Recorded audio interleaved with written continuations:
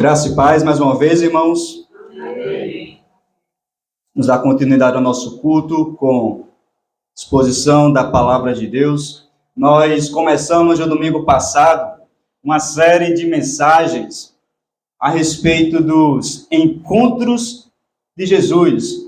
Nós estamos tratando, irmãos, acerca de pessoas que se encontraram com Jesus nos evangelhos e como esse encontro, irmãos, pode nos trazer valiosas lições para nossas vidas hoje. Como nós também um dia nos encontramos com o Senhor, mas esse encontro prossegue também durante a nossa caminhada cristã.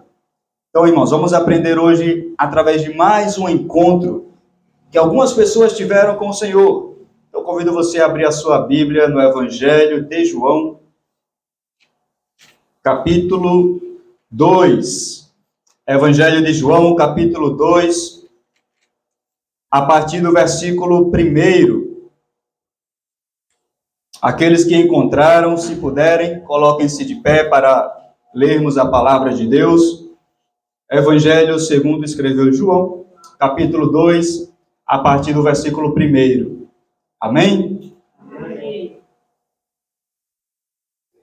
O texto diz assim: 3 dias depois, houve um casamento em Caná da Galileia. E a mãe de Jesus estava ali. Jesus e seus discípulos também foram convidados para o casamento. E tendo acabado o vinho, a mãe de Jesus lhe disse: eles não têm mais vinho. Jesus lhe respondeu: mulher, que tenho eu contigo? A minha hora ainda não chegou. Então sua mãe disse aos atendentes: fazei tudo o que ele vos disser. Perto dali havia 6 talhas de pedra, usadas para as purificações dos judeus, e em cada uma cabiam entre 80 e 120 litros. Jesus lhes ordenou: enchei de água as talhas, e eles as encheram completamente. Então lhes disse: tirai agora um pouco e levai ao responsável pela festa. E eles assim fizeram. Quando o responsável pela festa provou a água transformada em vinho, não sabendo de onde viera, embora o soubessem os atendentes que haviam tirado a água, chamou o noivo e lhe disse: todos servem primeiro o vinho bom, e quando os convidados já beberam bastante, servem o inferior. Mas tu guardaste até agora o melhor vinho. Esse sinal em Caná da Galileia foi o primeiro que Jesus fez. Ele manifestou sua glória, e os seus discípulos creram nele. Amém.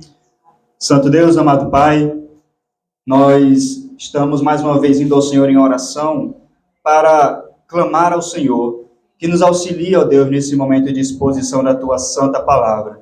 Estamos aqui diante do texto de João, capítulo 2, e pedimos, ó Deus, que o Teu Espírito Santo se faça presente aqui em nosso meio, trazendo entendimento às nossas mentes, ó Deus, para que venhamos a compreender as verdades que o Senhor quer comunicar ao Teu povo, à Tua igreja. Que o Senhor apenas me use como instrumento Teu, ó Deus, para falar ao Teu povo aquilo que o Senhor deseja falar. Oramos assim em nome de Jesus. Amém. Podem sentar. Irmãos, nós estamos aqui nesse texto de João capítulo 2, em uma festa de casamento. As bodas de Caná, como normalmente é chamado. Irmãos, esse encontro que acontece aqui de Jesus em um casamento, ele se encontra ali com a sua mãe, mas também com algumas outras pessoas presentes naquela festa, e nós podemos tirar algumas lições preciosas para a nossa vida hoje. O tema desta exposição, irmãos, é um encontro que traz plena alegria. E nós vamos refletir como esse encontro pode, irmãos, nos trazer essa alegria. Irmãos, para introduzirmos essa mensagem, é necessário nós entendermos como funcionavam os casamentos na cultura judaica. Ou melhor, qual a importância dos casamentos para a cultura judaica. Naquela época, irmãos, naquela cultura, o casamento não era apenas uma cerimônia privada, como nós costumamos fazer hoje. Quando nós vamos nos casar, nós convidamos apenas aquelas pessoas que são mais próximas de nós para aquela cerimônia. Nós queremos restringir ali ao máximo, justamente também pelos gastos que nós temos ali naquele casamento. Mas na cultura judaica era diferente. A cerimônia não era apenas privada ou para a família, era algo público. Porque quanto maior for a cerimônia de casamento, mais numerosa a família, melhor a economia, maior a segurança militar, maior a prosperidade de todos. Então eles enfatizavam muito a questão da família, irmãos, naquela época. Da quantidade, quanto mais filhos naquela família, melhor seria. Não somente para a família, mas também para a sociedade, como instrumento de transformação da sociedade. Então eles valorizavam as famílias numerosas. E uma cerimônia de casamento, irmãos, durava ali muitas vezes uma semana ou mais, dependendo ali das condições financeiras daquela família. E a falta de vinho, irmãos, naquela situação, era algo extremamente grave. Porque naquela cultura também, o vinho era um símbolo da alegria. Simbolizava a alegria. Veja o que nos diz Salmo 104, versículo 15. E o vinho que alegra o coração do homem, e o azeite que faz reluzir o seu rosto, e o pão que fortalece o coração do homem. Então veja que o vinho, irmãos, ele não tinha como propósito embriagar as pessoas, mas sim trazer alegria. Era o símbolo da alegria no coração dos homens. Então o vinho ali, a falta dele, melhor dizendo, era uma situação grave. É por isso que nós começamos já com esse texto e nós nos deparamos com esse problema que é levado até Jesus. E Jesus transforma, irmãos, a água em vinho naquele casamento para que a festa continue, para que a alegria daquela festa continue, a celebração não se acabe e os noivos não fiquem envergonhados diante daquela situação. Irmãos, para nós não conseguimos entender essa importância da celebração de casamento naquela época e a falta de vinho. O que poderia causar, mas era uma vergonha grandiosa, logo no início da festa, o vinho chegar a faltar. Era uma vergonha para aquela família e para os noivos. E Jesus, irmãos, naquela situação, restaura a alegria da festa. E isso é feito como um sinal. João vai nos dizer aqui no final do texto, no versículo 11, esse sinal. Ele não trata esse milagre apenas como sendo um milagre, mas ele diz que esse milagre é um sinal. Irmãos, o Evangelho de João, mais especificamente, ele vai nos falar a respeito de 7 milagres que Jesus realizou. Apenas 7. Nós temos aí os outros evangelhos, como Mateus, Marcos e Lucas, principalmente Marcos, vai nos falar sobre vários outros milagres. E no final do Evangelho de João, ele vai dizer que Jesus fez muitas outras obras, mas não haveria papel suficiente para escrever tantos milagres que Jesus realizou, irmãos. É isso que João fala. Mas João escolhe 7 milagres e ele trata cada um desses milagres como sinais. Por quê? O propósito de João, irmãos, é mostrar como aquele milagre aponta para uma realidade que está além dele. Aponta, na verdade, para a natureza de Cristo. Aponta para quem Cristo é. Cada sinal realizado vai nos mostrar que Cristo é verdadeiramente Deus. E é isso que João quer nos mostrar. É por isso que ele já começa o seu evangelho, irmãos, não falando a respeito do seu nascimento natural, mas a respeito da sua pré-existência eterna. No princípio era o Verbo, e o Verbo estava com Deus, e o Verbo era Deus. Ele estava no princípio com Deus. João quer nos mostrar que Jesus é verdadeiramente Deus, para que dessa forma nós venhamos a crer nele, irmãos. Para que nós venhamos a ter um encontro real com o Senhor. Esse é o propósito de João, e é isso que nós vamos aprender aqui nesse texto de hoje, irmãos. Então, o primeiro ponto que eu quero analisar aqui com os irmãos é o seguinte: encontrar com Cristo nos faz ver quem somos e quem Ele é. Quando nós nos deparamos, irmãos, com a realidade de Cristo, quando nós nos encontramos verdadeiramente, face a face com o Senhor, nós olhamos para quem somos e também olhamos para quem Ele é. Veja, lá em Isaías, quando Isaías tem aquele encontro, aquela visão da majestade de Deus, qual é a reação de Isaías diante da glória do Senhor? Ele se prostra, irmãos, diante daquela majestade e ele percebe quem ele é, quem Isaías é. Ele diz: ai de mim, que estou perecendo, pois sou um homem de lábios impuros e habito no meio de um povo de impuros lábios. Mas Isaías também vê quem Deus verdadeiramente é. Ele diz: os meus olhos viram o Rei, o Senhor dos exércitos. Veja, irmãos, essa realidade que nós temos em nosso encontro com Cristo. E aqui nesse texto, irmãos, Jesus já havia iniciado o seu ministério. Nós aprendemos no domingo passado, por exemplo, que Jesus chama ali alguns discípulos, inclusive chama Natanael. Então ele já tinha dado início ali ao seu ministério, mas ainda estava bem no começo. Tanto é que ele ainda não havia feito nenhum milagre. Nenhum milagre havia sido realizado.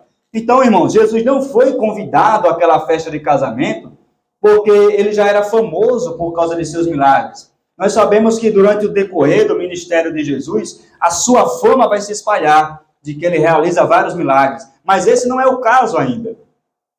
Jesus é chamado ali para aquele casamento, muito provavelmente porque a festa era de algum parente de Maria ou de algum amigo muito próximo ali daquela família. E Maria, irmãos, ao que tudo indica, também estava ali auxiliando na organização daquele evento.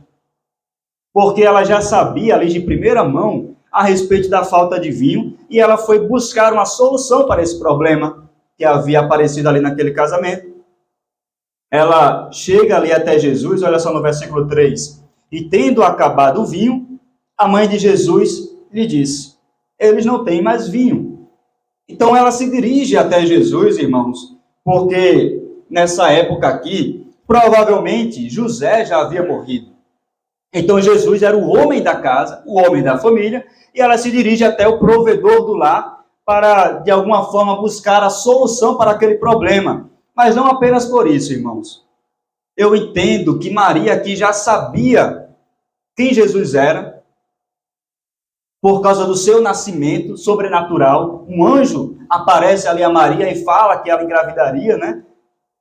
E ela fica grávida sendo ainda virgem. Então ela sabe que Jesus não é, o seu filho não é uma pessoa comum. Então ela se dirige a Jesus porque ele pode resolver aquela situação.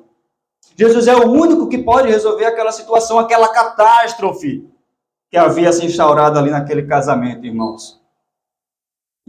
Para resolver aquela vergonha que os noivos iriam passar. Então imagina essa situação, irmãos. Os noivos aflitos com aquele problema, os pais dos noivos também aflitos, já que eles estavam responsáveis pela organização da festa, e havia também um mestre de cerimônia ali que também não sabia o que fazer. Muito provavelmente eles estavam ali reclamando e murmurando daquela situação, daquele problema. Mas Maria, em meio àquela aflição do problema, irmãos, ela vai buscar Jesus. Porque Jesus é o único que tem a solução para qualquer problema que nós tenhamos. E Maria sabe disso. E nós precisamos, irmãos, levar os nossos problemas às pessoas certas. A pessoa certa, que é Jesus. De nada adianta, irmãos, nós ficarmos murmurando diante de alguma situação, reclamando de alguma situação, mas não nos apresentarmos diante do Senhor para que Ele possa trazer uma real solução para o nosso problema. No entanto, irmãos, apesar de nós vermos essa atitude positiva na atitude de Maria, há um ponto aqui para o qual nós devemos nos atentar. Veja no versículo 4 a resposta que Jesus dá a Maria. Jesus lhe respondeu: mulher, que tenho eu contigo? Olha só a resposta, irmãos, que Jesus dá para Maria. Maria, não se sabe, na verdade, se Maria sabia que Jesus poderia, ali naquele momento, realizar um milagre. Porque Jesus não havia feito nenhum milagre até então. Mas ela sabia que ele poderia fazer alguma coisa. Por isso ela se dirige a ele, dizendo que o vinho acabou, mas não somente para informá-lo, mas sim, irmãos, para que ele pudesse de alguma maneira ali manifestar o seu poder e resolver aquela situação. Ela sugere a Jesus que ele faça alguma coisa.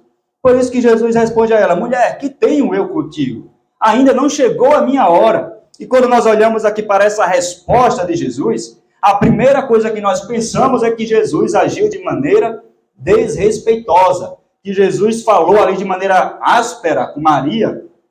Mas, na verdade, irmãos, chamar alguém de mulher não era uma atitude desrespeitosa naquela época. Na verdade, era uma indicação de respeito, mas também de distanciamento. Você chamava uma mulher de mulher porque não queria ter uma certa intimidade com ela, mas também não queria ser desrespeitoso com ela. E é isso que Jesus faz. Ele chama de mulher, irmãos, porque naquele momento ele queria que Maria entendesse que ela não estava tratando ali com o filho dela, mas sim com o Senhor dela. E ele indica esse distanciamento, porque Jesus, irmãos, não age pressionado por pessoas ou pela situação, mas de acordo com o cronograma já estabelecido pelo Pai Celestial. Jesus não ia manifestar a sua glória ou o seu poder antes do tempo porque uma pessoa pediu, ainda que fosse a sua mãe. Ainda que fosse a sua mãe. Ele iria manifestar porque o Pai já tinha determinado o tempo exato para que ele manifestasse a sua glória. E Maria, irmãos, não fica chateada com essa situação. Ela não olha para Jesus e disse: isso é jeito de tratar sua mãe? Ela não fala dessa maneira. Ela compreende o que Jesus acabou de falar para ela. E ela sai, irmãos, confiando que tudo está no controle de Jesus. Tanto é que ela se dirige às outras pessoas. Olha só no versículo 5.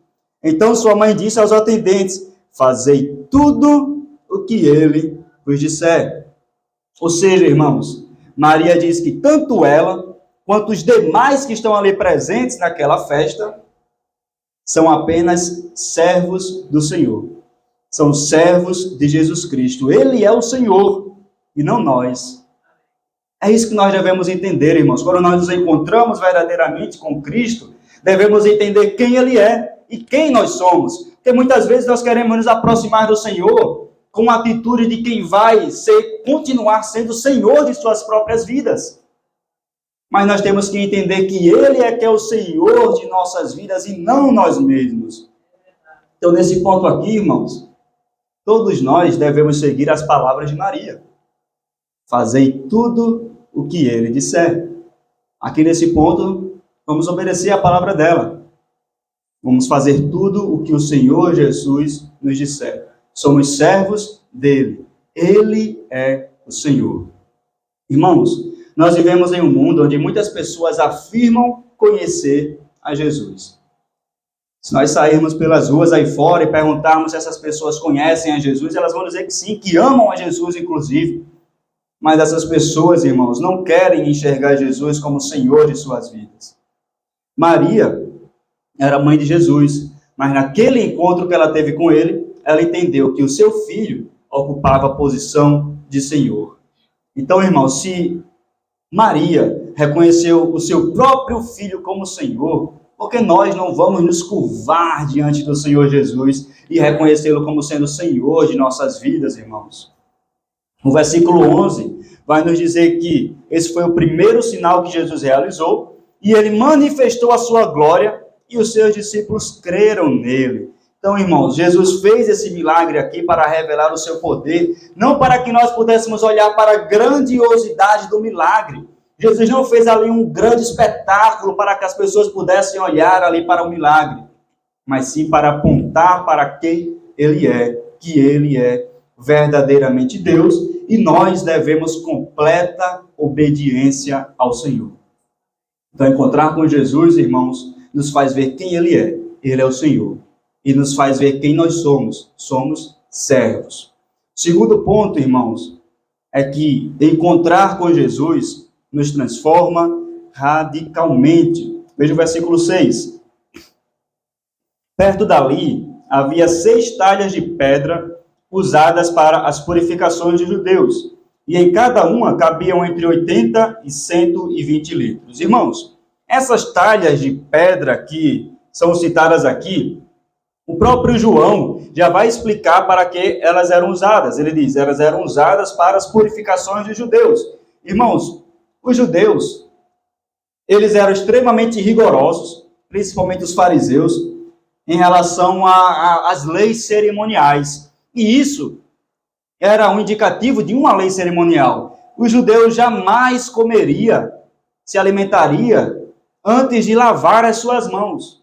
Aí você pode pensar, mas nós também fazemos isso. Mas nós fazemos por uma questão de higiene. Eles faziam, irmãos, também por higiene, mas também por ser uma questão de purificação cerimonial. Porque se eles não fizessem isso, eles estariam contaminados, eles estariam impuros. Tanto é que em um determinado momento, irmãos, que Jesus tem um confronto ali com os fariseus, ele afirma que o que contamina o homem não é o que entra, mas o que sai, o que procede do coração do homem. E ali ele continua dizendo, irmãos, que os fariseus honravam o Senhor com os seus lábios, mas o seu coração estava distante do Senhor. Então, irmãos, eles eram extremamente apegados à tradição, às leis inventadas por homens, mas eles não amavam o Senhor de todo o seu coração. Eles esqueciam do principal, irmãos. E é interessante que Jesus tenha justamente utilizado essas talhas para o milagre, porque nos mostra, irmãos, de que nada adianta sermos pessoas extremamente religiosas, apegados a uma determinada tradição, se nós não tivermos tido um encontro real com o Senhor. Nós podemos, inclusive, frequentar os cultos todos os domingos. Nós podemos aqui saber os hinos, os louvores que cantamos de cor. Nós podemos, inclusive, levantar as nossas mãos enquanto louvamos o Senhor, mas nós podemos fazer tudo isso e nunca termos tido um encontro pessoal com o Senhor. Então, irmãos, a água, quando ela foi transformada em vinho, ela aponta para uma transformação radical que nós devemos experimentar ao recebermos o Senhor em nossas vidas. É uma transformação sobrenatural, irmãos, que ninguém jamais poderia produzir. Será possível, irmãos, alguém hoje em dia produzir, transformar um elemento em outro, transformar água em vinho, ainda que a tecnologia avance como ela tem avançado? Alguém jamais poderia produzir isso, irmãos. Apenas de maneira sobrenatural, que um elemento pode ser transformado em outro. E aquele que se encontra verdadeiramente com o Senhor, irmãos, também é transformado radicalmente de maneira sobrenatural. O seu interior é completamente transformado para que nós sejamos cada vez mais a imagem de Cristo. Nós devemos ser transformados pelo Senhor, irmãos, e o pecado já não mais dominará a nossa vida, porque Cristo agora é quem domina a nossa vida. Nós não pertencemos mais a nós mesmos, pertencemos agora ao Senhor. E essa transformação, irmãos, é tão radical que ela chega a impactar as pessoas que estão ao nosso redor. Olha o versículo 7. Enchei de água as talhas, e eles a encheram completamente. Então lhes disse: tirai agora um pouco e levai ao responsável pela festa. E eles assim fizeram. Quando o responsável pela festa provou a água transformada em vinho, não sabendo de onde viera, embora soubessem os atendentes que haviam tirado a água, chamou o noivo e lhe disse: todos servem primeiro o vinho bom, e quando os convidados já beberam bastante, servem o inferior, mas tu guardaste até agora o melhor vinho. Veja, irmãos, que aquele homem ficou impressionado com aquele vinho produzido de maneira sobrenatural. E assim, irmãos, quando nós somos transformados pelo Senhor, as pessoas olham para nós e ficam impressionadas com a transformação que nós tivemos. As pessoas vão olhar para nós e não vão ver mais o eu, mas vão ver agora Cristo. Vão olhar aqui para o irmão Ângelo e não vão ver mais Ângelo, vão ver Cristo em Ângelo. É Cristo que deve aparecer em nossas vidas, irmãos, não mais a nossa própria vida. As pessoas devem olhar para nós, irmãos, e nossa vida deve apontar para Cristo. Aleluia. Aquele mestre de cerimônia ficou impressionado, irmãos, com a qualidade daquele vinho. E assim, nós devemos também aproximar as pessoas de Jesus através de nossa vida. O terceiro e último ponto que eu quero tratar aqui, irmãos, é que encontrar com Jesus nos traz alegria plena. Amém. E aqui, irmãos, eu quero retornar ao versículo 4, que diz assim: Jesus lhe respondeu: mulher, que tenho eu contigo? A minha hora ainda não chegou. Irmãos, nessa parte final do texto, a minha hora ainda não chegou, o que é que significa dizer isso? No Evangelho de João, irmãos, quando ele diz, a minha hora ainda não chegou, Jesus estava falando a respeito da sua morte e glorificação. Essa expressão é usada, por exemplo, lá em João capítulo 8, versículo 30, quando alguns soldados se aproximam ali de Jesus para tentar prendê-lo. Eles planejam prender a Jesus, mas aí o texto diz que eles não fizeram isso porque a sua hora ainda não havia chegado. Mas quando a sua crucificação se aproxima, ali depois do capítulo 11, quando ele ora, inclusive lá em João 17, ele diz, é chegada a minha hora. Então, a hora de Jesus diz respeito à sua morte e crucificação. E é por isso que Jesus diz aqui, a minha hora ainda não chegou.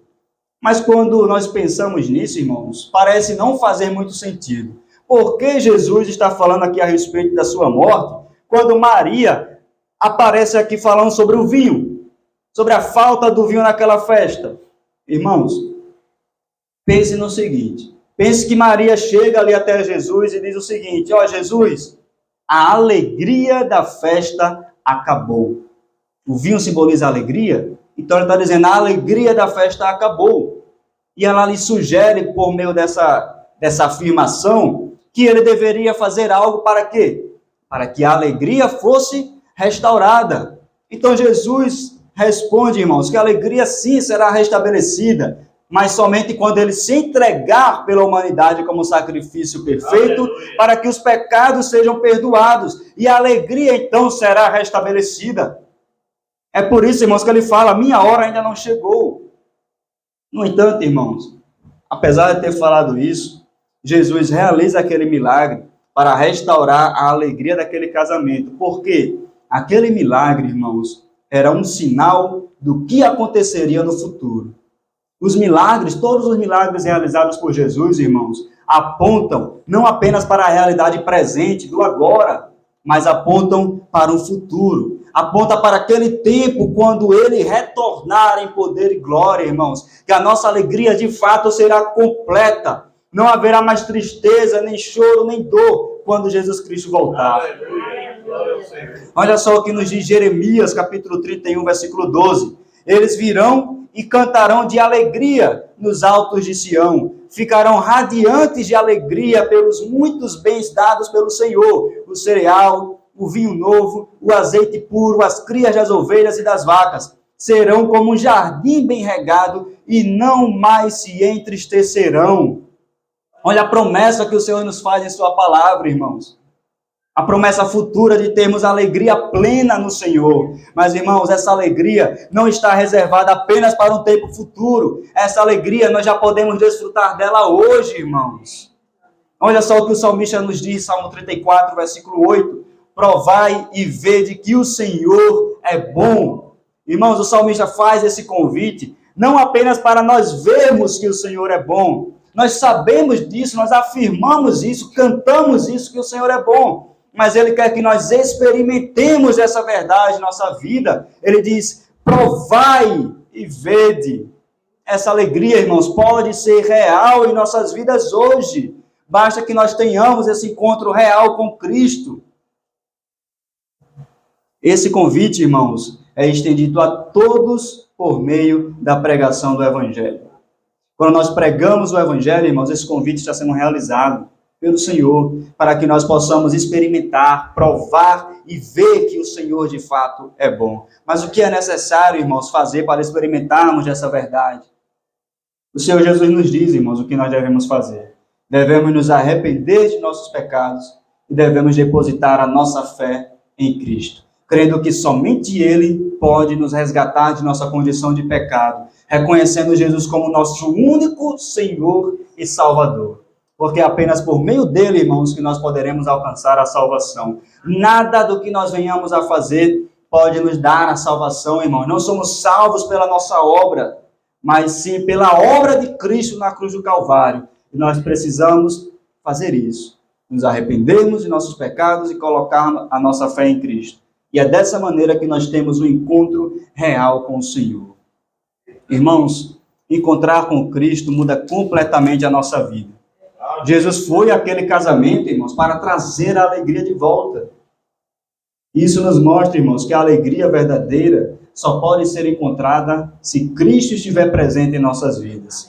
Quando nós nos encontramos com Cristo, irmãos, nós percebemos quem somos. Somos pecadores necessitados da graça de Deus, mas também vemos quem Cristo é e sabemos que Ele é o único caminho que nos leva de volta para Deus. Ele nos transforma, irmãos, por completo e nos dá uma alegria plena que o mundo jamais poderia nos dar. O mundo nos dá várias alegrias passageiras, irmãos, passageiras, mas a alegria que o Senhor nos oferece é uma alegria eterna que jamais poderá ter fim. E esse convite é feito hoje, irmãos, para todos nós. Queria que você curvasse sua cabeça, fechasse os seus olhos. E esse convite está sendo feito nesse momento para você que ainda não teve esse encontro real com o Senhor. O Senhor convida você a ter um encontro pessoal com Ele. O Senhor convida você ao arrependimento e à fé em Cristo. Se você que está aqui hoje ainda não teve esse encontro, ainda não deu esse passo em direção ao Senhor, eu quero convidar você a vir aqui à frente, para que nós possamos orar pela sua vida, para que você possa entregar publicamente aqui a sua vida ao Senhor, reconhecendo-o como o único e suficiente Salvador de sua vida. Então, se existe alguém aqui que ainda não teve esse encontro real com o Senhor e deseja ter nesse momento, queria convidar você aqui à frente, para que nós possamos orar por você.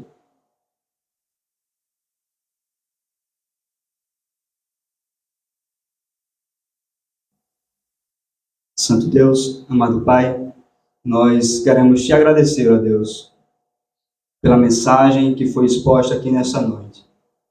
Te agradecemos, Senhor, porque sabemos que o Senhor é o único que pode nos dar essa alegria plena, Deus. Que nós devemos nos encontrar com o Senhor para que nós possamos desfrutar desta alegria. O mundo não pode nos trazer, ó Deus, essa alegria verdadeira.